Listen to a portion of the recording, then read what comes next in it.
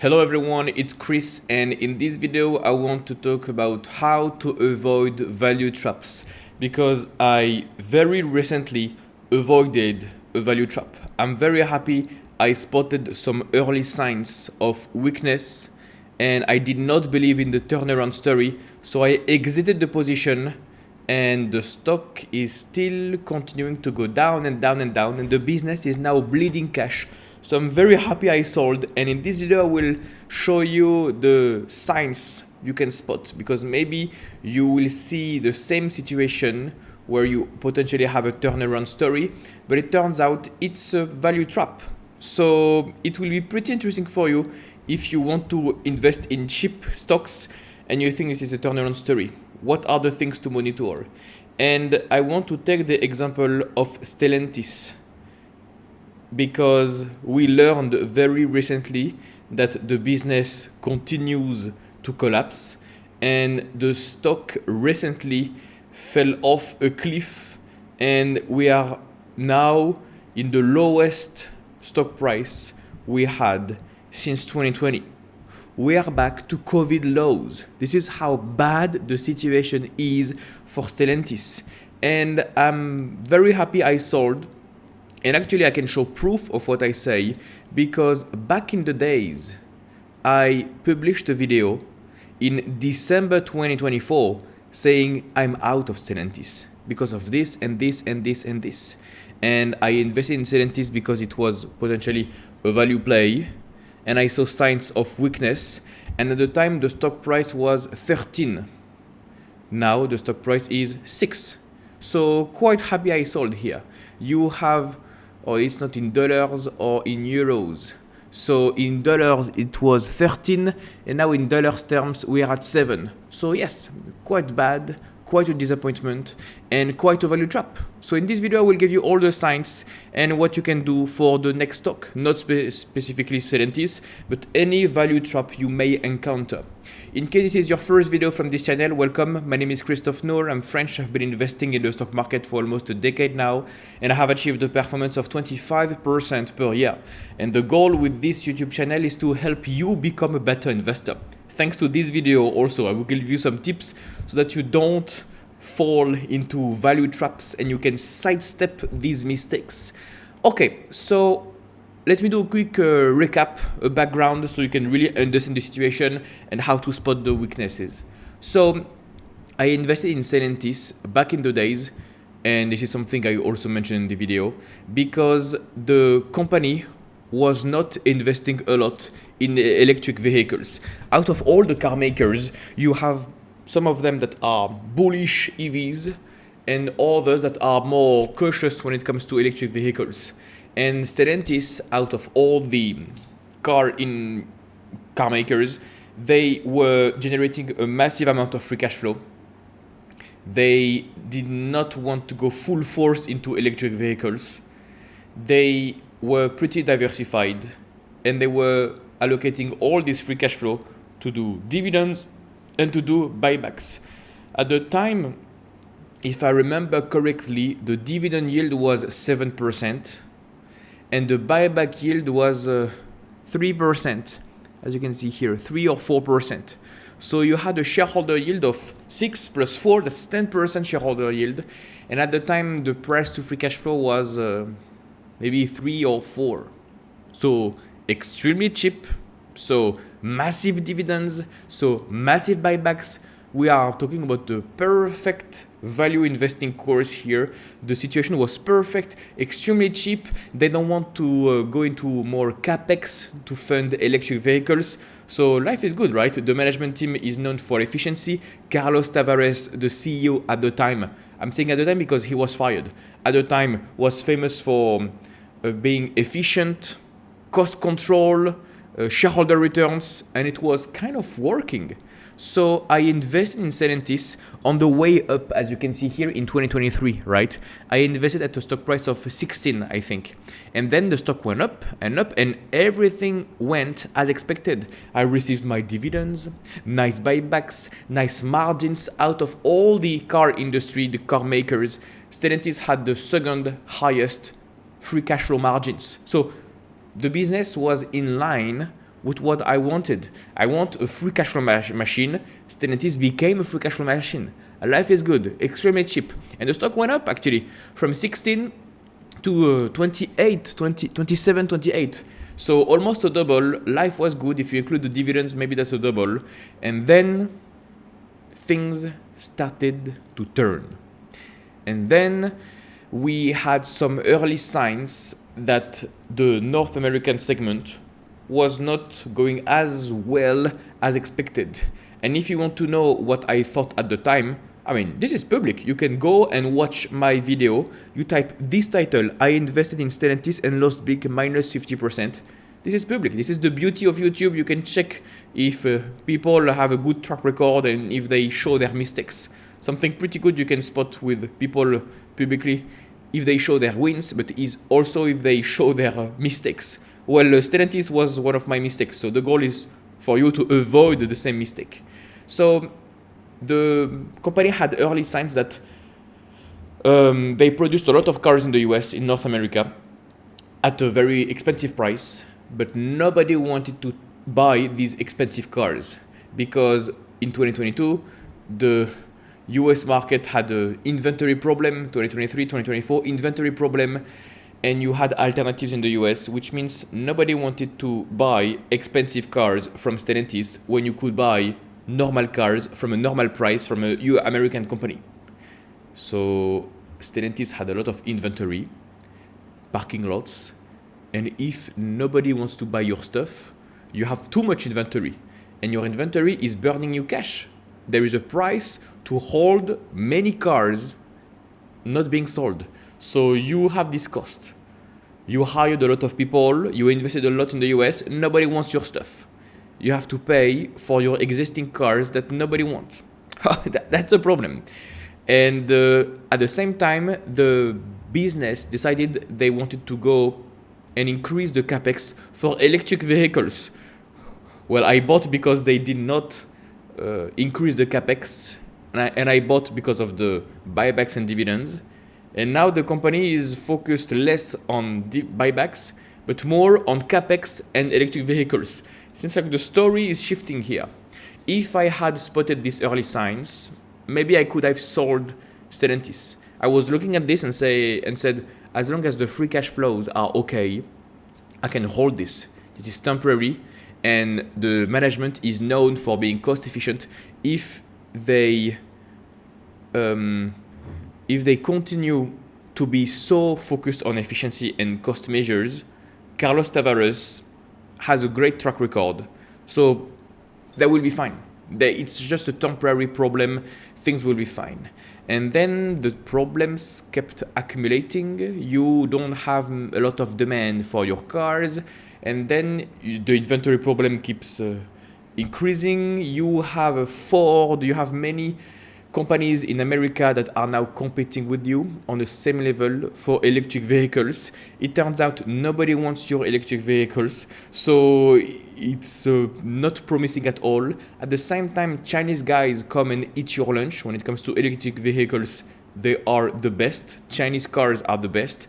So you don't sell a lot in Europe.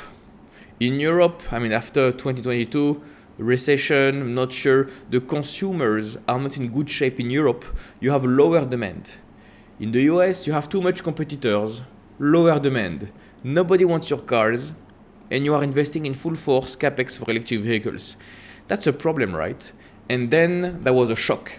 And then I remember very well, it was a Sunday afternoon. We have the announcement that the CEO was out, fired. Carlos Tavares out. And this is, I think, when I sold. Because when Carlos Tavares was fired, they also changed the guidance. And in the past, the market cap was, $30 billion? The guidance for 2025 was, we are going to make $10 billion of free cash flow. So you can make the own formula on your own head. $10 billion of free cash flow, market cap of $30 billion, that's a price to free cash flow of 3, life is good. And now they changed the guidance. They went from plus $10 billion of free cash flow to minus $10 billion in free cash flow. So a delta of 20 billion. You are now expected to burn free cash flow because they wanted to accelerate their development of electric vehicles. What a change in narrative, right? I can show you at the time, Stellantis stock. What do I say in the video? Change in guidance. We are lowering our 2024 operating margin guidance. Yeah, it was not the first time they lowered the guidance. I think they lowered the guidance twice, and every time they expected more costs. Every time competitors got more market share. Every time the margin profile was lowered. Every time you can expect less guidance for free cash flow, lower free cash flow. And then there was a huge shock when 1, they lowered the guidance and they expected negative free cash flow. 2, they fired the CEO that was known for efficiency, Carlos Tavares. 3, after this, they cut the dividend. I think the dividend cut came after. If I remember correctly, when I shot my video, I said now, if they don't produce any free cash flow, maybe they will have to cut the dividend. It will be the next move. By the way, if you want to become a better investor and improve your performance, I have a coaching program. It gives you the exact method I've used to generate 25% per year for almost a decade. More on that at the end of the video. Now what I would like to do is watch a small part of my video back in the days, more than 1 year ago, because of my forecast back then. When we started to see weakness, and at the time when the guidance was changing, etc., the company was still paying a dividend. And I warned my audience at the time that maybe the company will not be able to sustain their dividend. Now they are producing free cash flow, so they can pay dividends, but the moment they stop dividends, the stock will crash. So let's see what I said back in the days.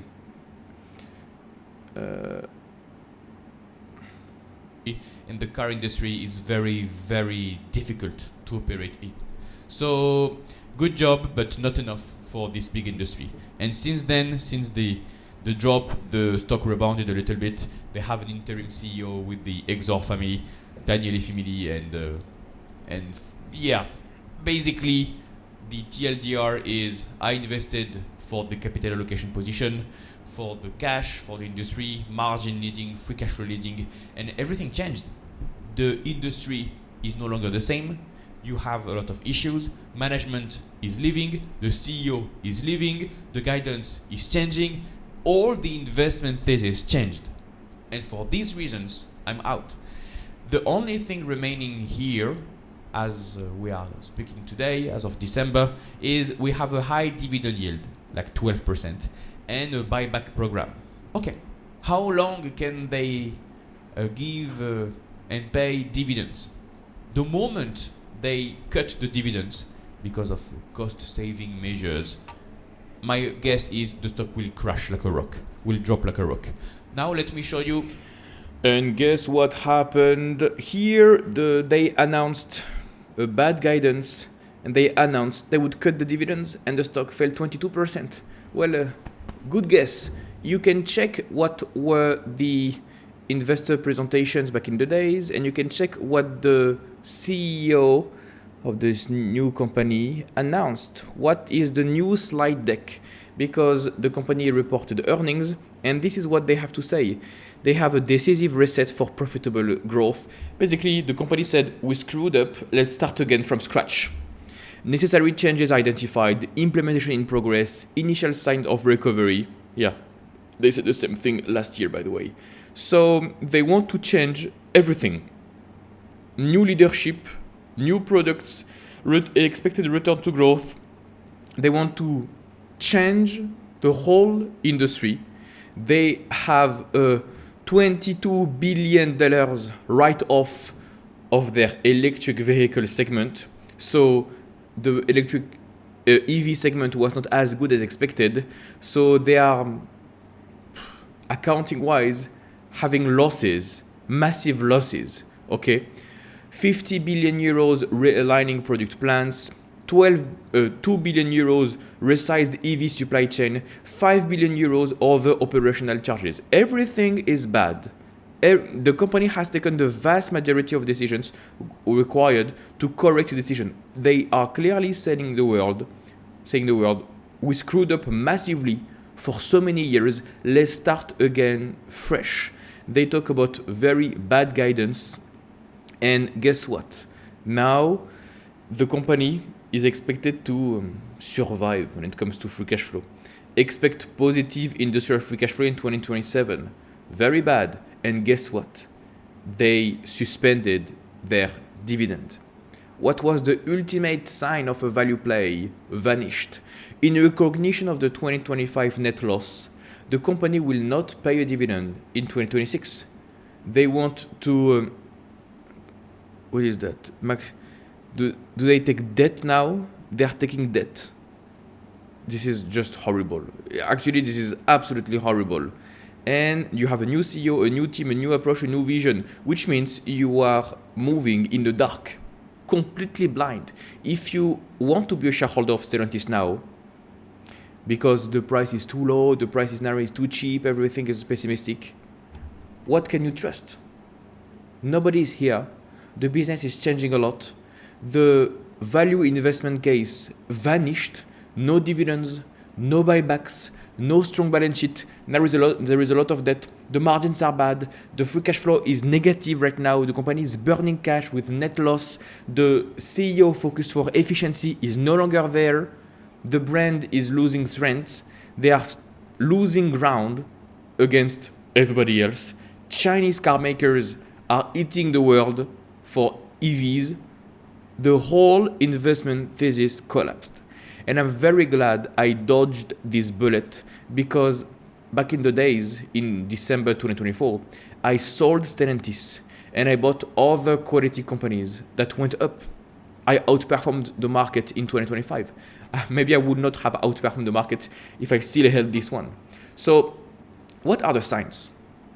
If you see companies that you have in your portfolio, and maybe you are not sure about if this is a value trap or not, what are the lessons you can learn from me, from my mistake?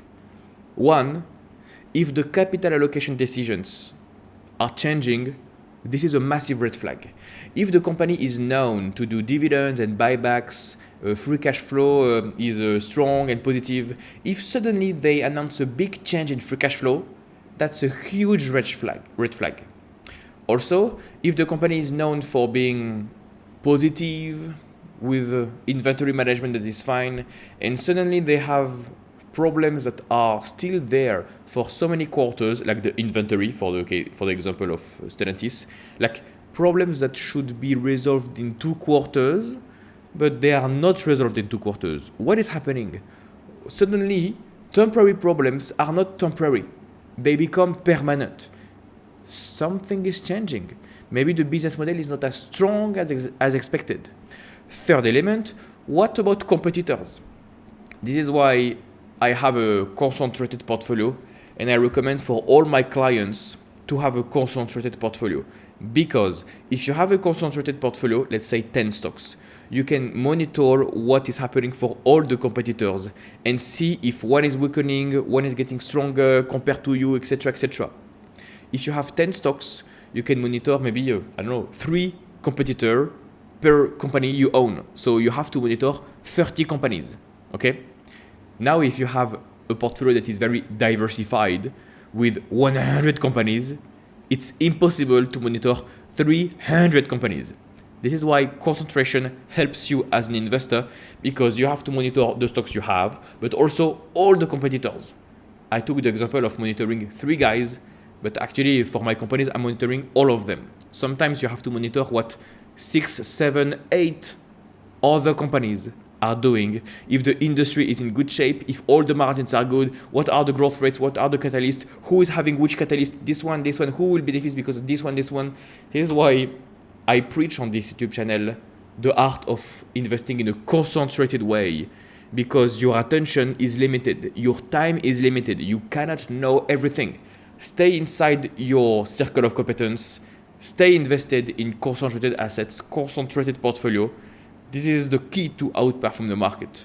Doing too much will not help you at all. I'm quite convinced of what I say. So, Third element was competitors. I have already checked what was happening for Chinese guys eating over the world. Better cars, cheaper prices. Of course, they win. And also I checked what was happening with other car makers. And car makers in the US were also struggling to meet demand.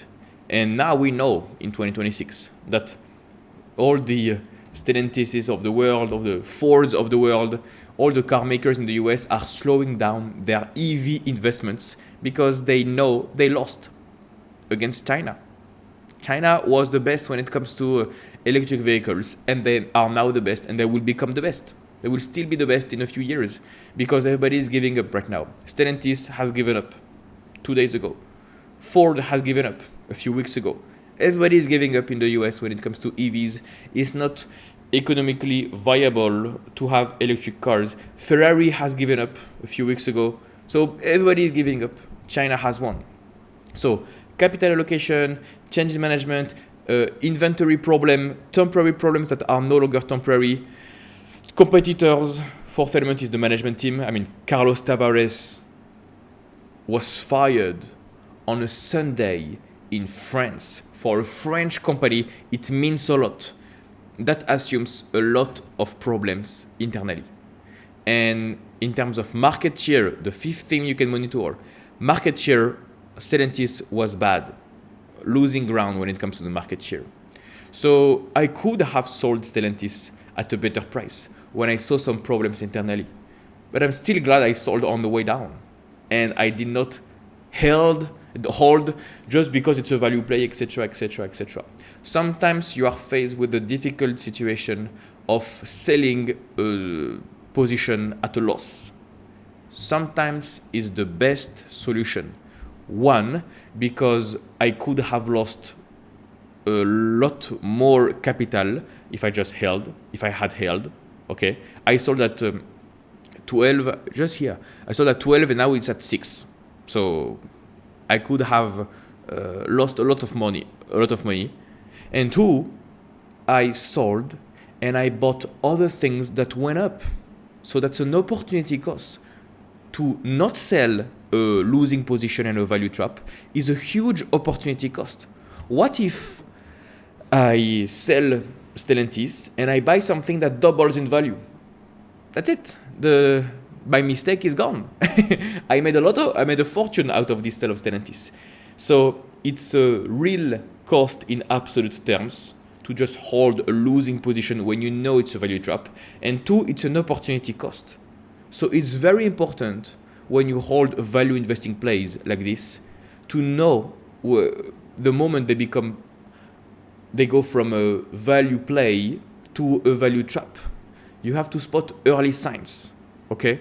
You can spot them very early or in the middle of the early stage or medium stage, but you don't want to keep them in your portfolio. You want to remove the bad apples from your portfolio very fast because especially in the car industry or oil and gas industry or marine transportation industry, these industries are cyclical. These industries are cost intensive. These industries are facing a massive competition from abroad. So you have to fight in your domestic market, but also internationally.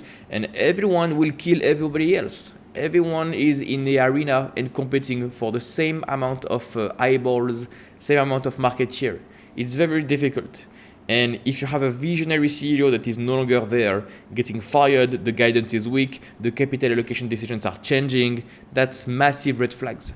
And what is great is all the forecast I had more than 1 year ago happened. They cut buybacks. They cut dividends. They are now taking more debt to survive. They expect losses. They failed in EVs. All those signs were there. And I'm very happy I sold back in the days.